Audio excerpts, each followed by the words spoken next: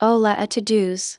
Hoy vamos a hablar sobre cómo describir lugares en español, centrándonos en cómo hablar sobre ubicaciones y sus características. Usaremos un escenario de check-in en un hotel como nuestro contexto principal. Aprenderemos a usar Hay para indicar existencia y estar para la ubicación, así como adjetivos de lugar como grande y pequeño. Presten atención a la concordancia de los adjetivos y recuerden que, en español, los adjetivos generalmente van después del sustantivo. Comencemos con un breve diálogo para ambientarnos. Hola everyone and welcome back. It's great to see you all. Let's quickly refresh our memories. Quiero. Means I want. La cuenta. Is the bill. Bebida. Is a beverage. Comida. Is food. Por favor. Means please. Familia. Is family. Hermano. Is brother and Madre. is mother. Today, we'll be using these words to build on what we've already learned. Quiero una pizza. Quiero una pizza. ¿Me trae la cuenta, por favor?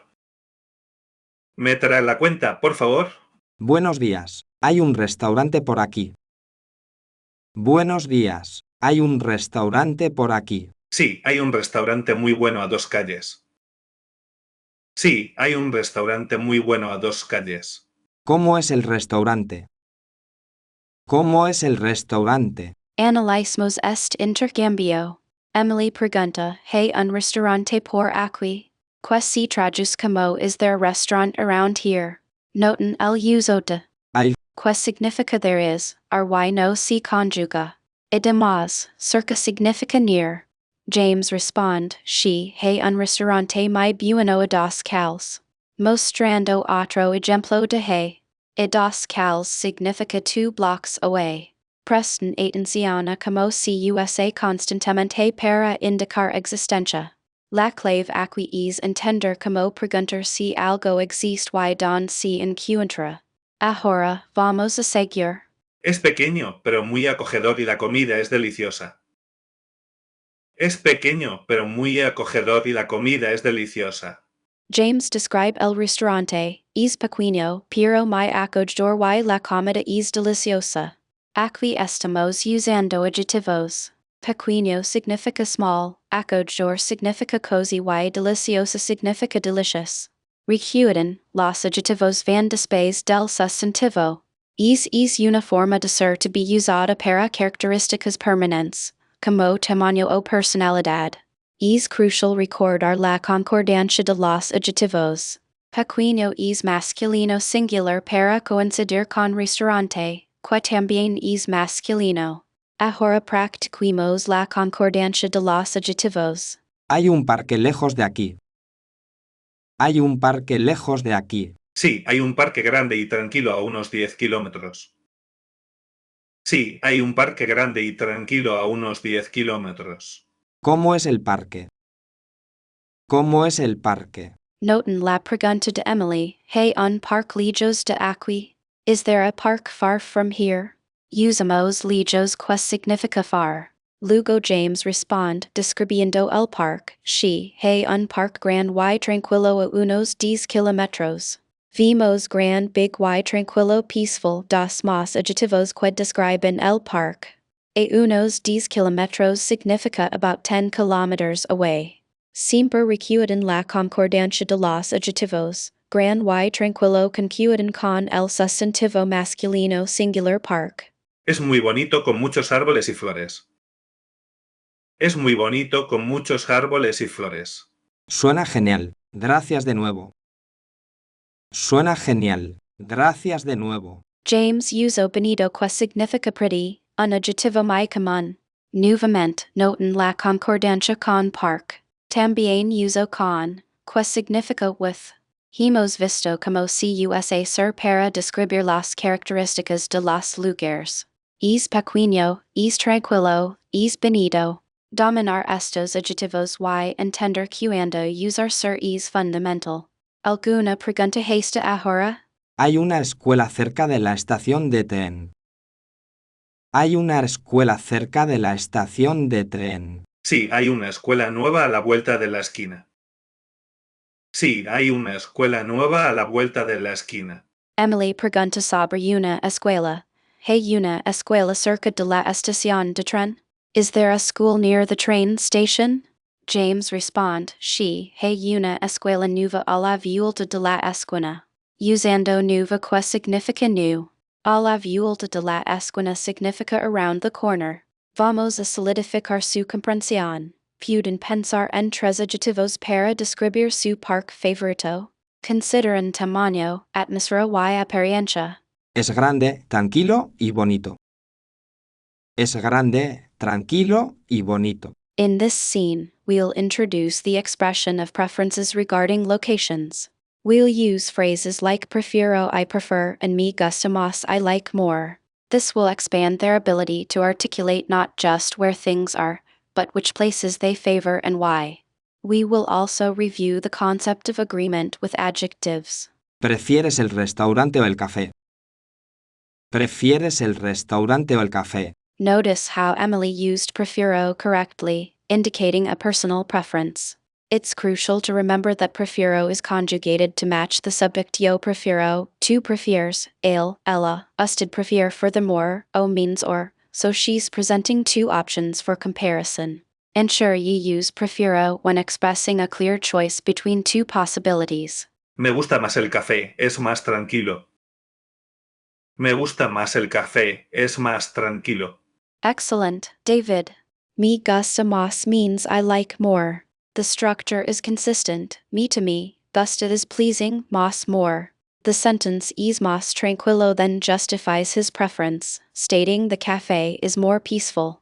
Pay close attention to the adjective agreement tranquilo agrees with cafe, which is masculine. ¿Hay alguna tienda de recuerdos interesante cerca? ¿Hay alguna tienda de recuerdos interesante cerca? Emily's question demonstrates how to inquire about specific types of businesses. Tienda de recuerdos correctly translates to souvenir shop. The inclusion of interesante interesting provides further description and makes the question more specific. We're building on prior lessons by combining the Hay structure with adjectives. Sí, hay una tienda pequeña, pero con cosas muy originales. Sí, hay una tienda pequeña, pero con cosas muy originales.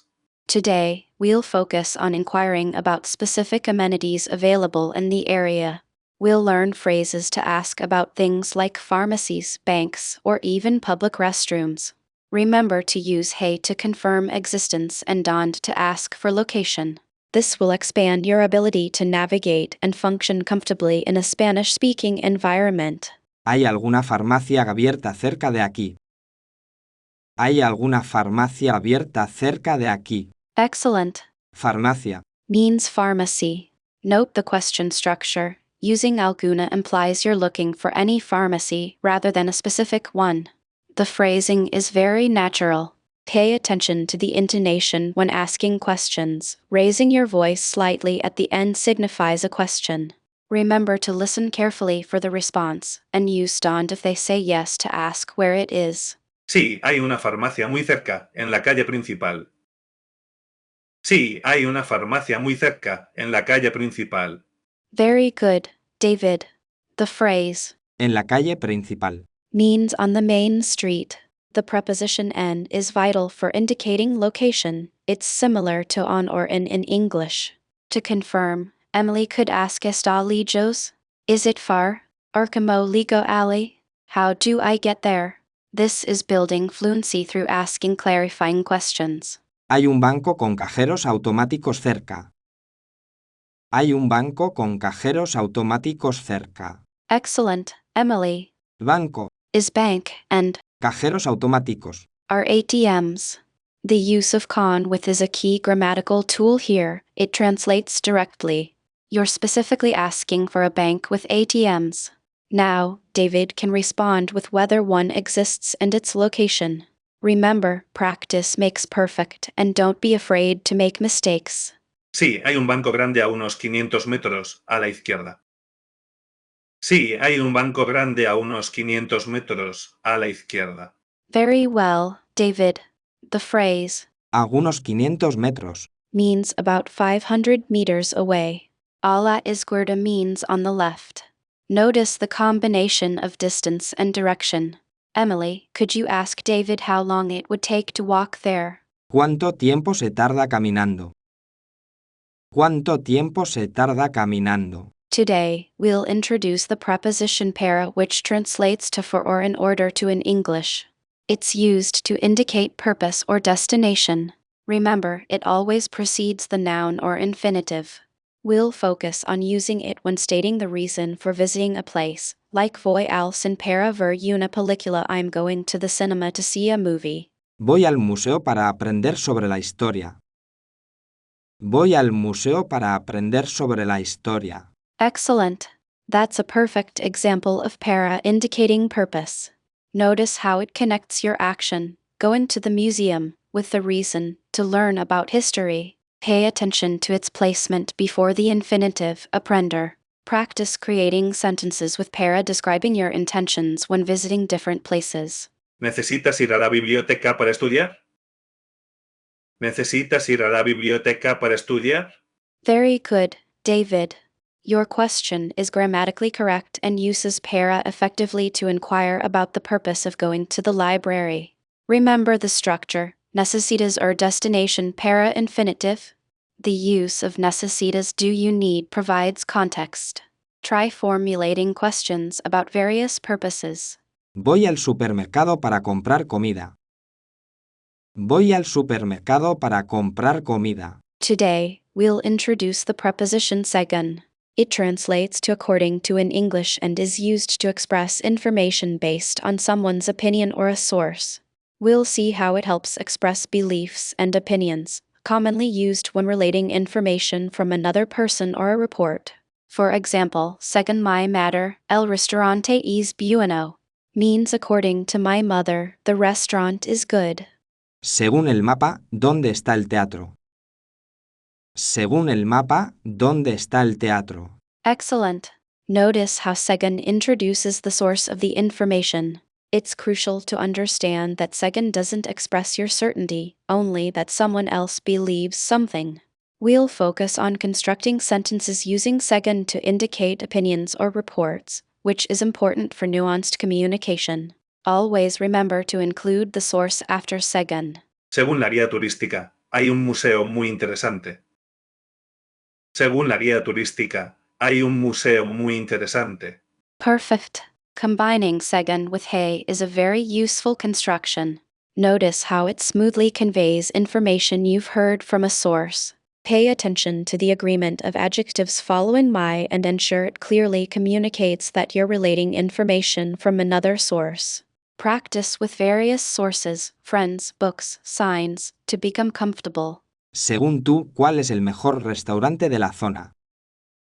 Según tú, ¿cuál es el mejor restaurante de la zona? Today, we'll introduce the word más, which means more.